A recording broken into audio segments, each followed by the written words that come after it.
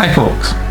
As a little change today from my usual historical posts, I thought you might like to hear a little love poem by Robert Burns, Scotland's most famous poet. Now, I'm a huge fan of Burns, and he's a massive figure in Scottish culture, but I'm not going to talk about him today because I'm currently working on a couple of videos that I'm going to share with you in the future.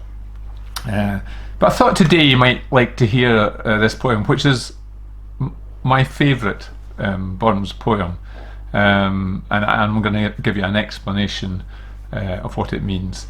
The poem in question is called John Anderson, My Jo, and it's a very short poem, only 2 verses, and it's about a woman speaking to her elderly husband.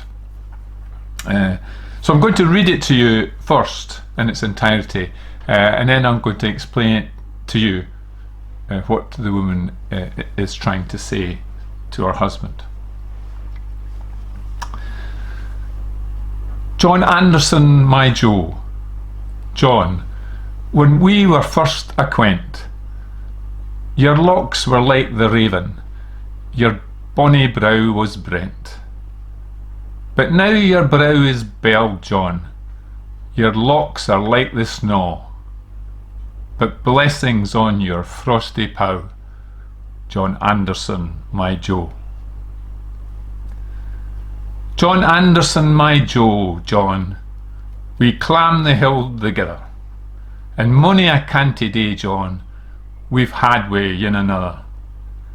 Now we maun totter down, John, and hand in hand we'll go, and sleep together at the foot, John Anderson, my Jo.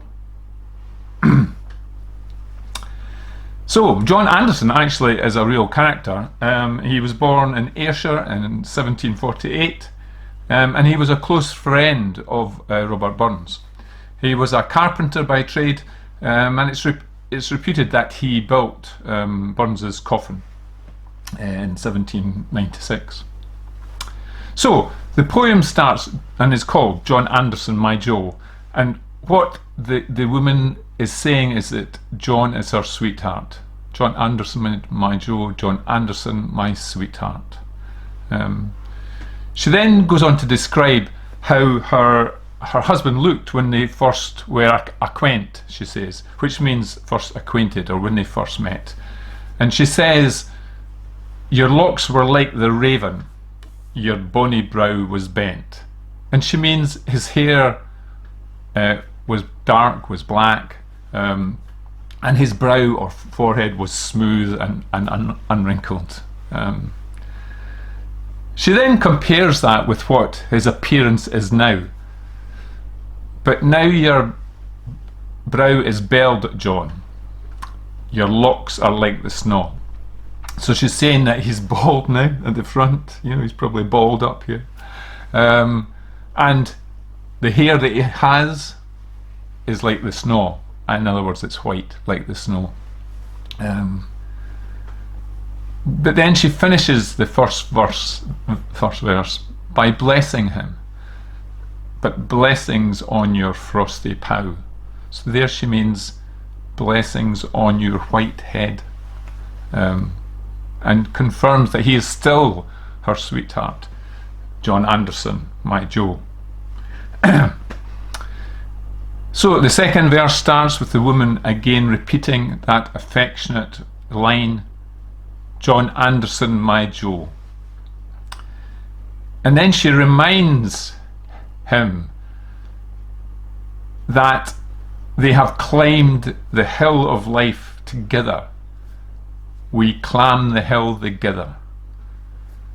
And despite all of life's hardships and problems, they have stayed together and had many a cheerful day in each other's company.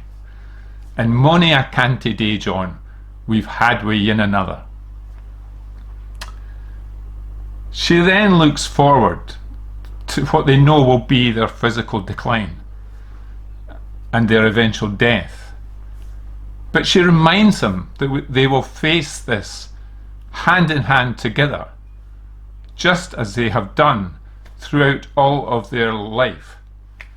And eventually they will sleep together for eternity at the foot of life's great hill. Now we maun totter down, John, and hand we'll go, and sleep together at the foot. John Anderson, my Joe. What I loved, I think, most about this poem was it expresses true love, and the fortitude and strength that we all need to get through life together with our partner. But I thought Burns was able to express all of that, what in a way you could say the true meaning of life within a relationship. He manages to express all of that in 16 short lines. I hope for a change you quite enjoyed that. Please let me know what you thought about it. I just love it as a little poem, and certainly if you wanted to send it to somebody, just take out the John Anderson and put in whatever name you want.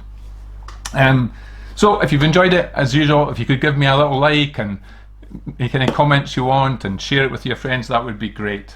I hope we're all continuing to keep safe, and until we all meet again, as ever, I just want to wish you all the best from Scotland.